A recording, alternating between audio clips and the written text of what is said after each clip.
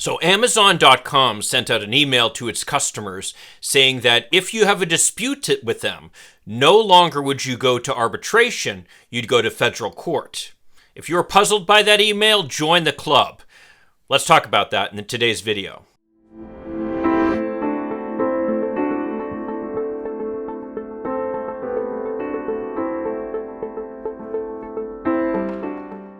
Hi, I'm Mike Greiner. I'm a lifelong Democratic activist who's concerned about the direction our country is taking. If you share my concerns, maybe you could like this video and subscribe to this channel, maybe even click that little bell that will notify you when I post something new. So the trend for the past 20 years or so has been for companies more and more to push customers and employees to resolve their disputes with the company through arbitration.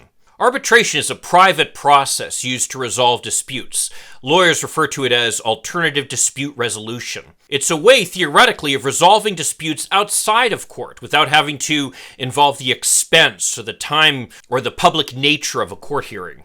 Arbitration hearings may seem a lot like court hearings, where they have someone who is called an arbitrator but acts an awful lot like a judge. The difference is, though, that court rules don't apply. So the hearings can be much more informal and proceed much more quickly. They also don't need to necessarily respect the rights of both parties in the case. So you might not get the same due process rights in an arbitration hearing that you get in a court hearing. What's more is when you sign up for arbitration, you basically give away your rights to appeal. As most people are aware, if you lose your case in court, oftentimes you can appeal that decision if you don't like the way the judge decided. And you have a right to an appeal. And so no matter what your complaints are with the original court's decision, you at least get one shot to try to reverse it. All that is basically given away in arbitration. So if the arbitrator decides some way that you don't like, well, you're pretty much stuck with that decision. Now, the enforcement of arbitration is based on a 1926 law called the Federal Arbitration Act. And pretty much every state has passed a similar law for their state actions. But really, since the 1980s and 1990s, companies have been pushing more and more to have the disputes that they have with their customers or employees resolved through arbitration rather than through court hearings. Companies like the lower cost of arbitration, the fact that it's not quite as transparent a process, so the dirty laundry that they have might not be aired so publicly.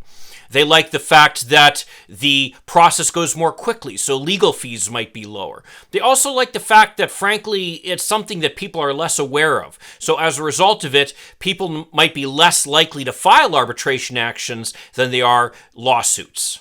Arbitration also allows the firm to essentially decide what are going to be the rules that are followed in this hearing. So there might not be the same opportunity for the plaintiffs to present evidence and to be able to make arguments to the court as there would be in an actual court hearing. Now you might say, whoa, I would never get involved in that. And the truth of the matter is you can only be forced into arbitration if you agree to it. So you'd say, well, I'm never going to agree to it, right? Unfortunately, the scary thing about arbitration is how in virtually every contract that's available out there now, there's something called an arbitration clause. And if you sign a contract with an arbitration clause, no matter how small that arbitration clause is, no matter how much it's printed on the back page of the document, no matter how hard it is to find in the document, if there's an arbitration clause there, if you have any dispute with this party, you're going to arbitration. End of story. I think most people would be amazed how many of them have given up their rights to take a case to court and thereby given up their rights to appeal and their rights to present evidence that they would like to. So as a lawyer and a business law professor, I was quite surprised when I received this email from Amazon saying that no longer were they going to require their disputes to be resolved through arbitration, but they'd be resolved through court hearings. This seemed like something totally counter to the trend that business and the courts have been taking for the last 30 years. So I thought to myself, there must be some catch to it. Amazon wouldn't be doing this out of the goodness of their hearts. They wouldn't be doing this because they want their customers to have access to the courts and the rights that come along with that, would they? Well, interestingly enough, some reporters from the New York Times tried to figure out the answer to that question themselves. They called up Amazon and weren't able to get an answer. As always, by the way, I'll post links to the articles down below. Well, it turns out that there are a bunch of people unhappy with their Alexa smart speakers. They were concerned about the fact that literally Amazon was listening in on them 24 hours a day, something people were unhappy about. Amazon's lack of transparency about this resulted in about 75,000 claims against them. Well, part of the deal that companies made to essentially get courts to force people into arbitration against their will was that corporations pledged that they would pay all the costs. Because you have to remember, an arbitrator is a private party. The arbitrator is not paid by the court system, not paid by the government, not paid by the taxpayers. So who's going to pay for the arbitrator's time? Well, it turns out it's going to be the corporation. That was fine with corporations when people didn't know how to file arbitration claims. When most people went to court, found out that they couldn't access their rights in a court situation, and pretty much gave up. But apparently, some enterprising attorneys decided to take all 75,000 of those claims and more and file arbitration claims against Amazon for those disputes. Suddenly, Amazon was hit with a big bill for arbitration, even before it had started defending the cases, even before it had started paying any legal fees.